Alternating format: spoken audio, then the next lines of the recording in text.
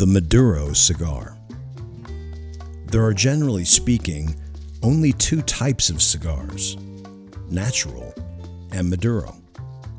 But because these terms are so general, we need to make a more specific distinction, which leads us to the classification of color.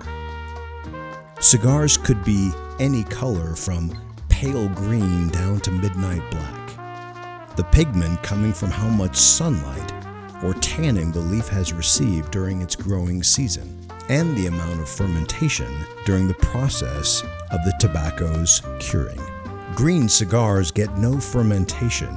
They are flash dried to lock in the chlorophyll. The brown color we associate with cigars are accomplished during the stages of curing and fermentation. Fermentation is essentially controlled decay, a form of composting. This is a process perfected over many generations. The tobacco is moistened and arranged in piles called pilons. The moisture breeds bacteria which produces heat, carbon dioxide, and ammonia. When the desired temperature is reached, the pilon is taken apart, reassembled, and the process is repeated. This turns the leaves' natural starches into sugars and produces the Maduro's signature dark and oily appearance. But does that mean, because Maduros are darker and have been fermented longer, that they are essentially stronger? Maduro is a Spanish word that means mature or ripe, but not dark as in heavy or strong. The natural wrapper can even be stronger and exhibit a rich, spicy flavor not found in the Maduro's mild and slightly sweet wrapper. Maduros are really just one type of cigar coming predominantly from two different places, the Connecticut broadleaf and the Mexican San Andres. The broadleaf Maduro is by far and away the most popular choice for Maduro cigar wrappers.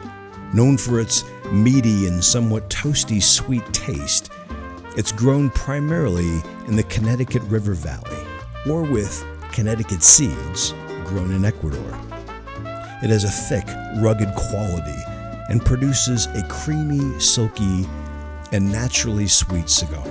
The Ashton Aged Maduro is a great example. Mexican San Andres, a Mexican seed leaf now running a close second to the broadleaf variety in popularity. It produces Maduros that are very thick and oily. Tuxtla, Mexico is the perfect place to produce this common tobacco used in Maduro wrappers. In fact, the Padron family of cigars use this almost exclusively.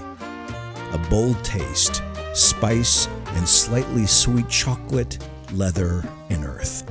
We're going to give you more examples in this episode, The Maduro, episode number 41. We hope that this primer on the Maduro wrapper helps in dispelling misconceptions and highlights some of the distinctives of the Maduro cigar and leads you to want to try a darker, different cigar from what you might normally smoke.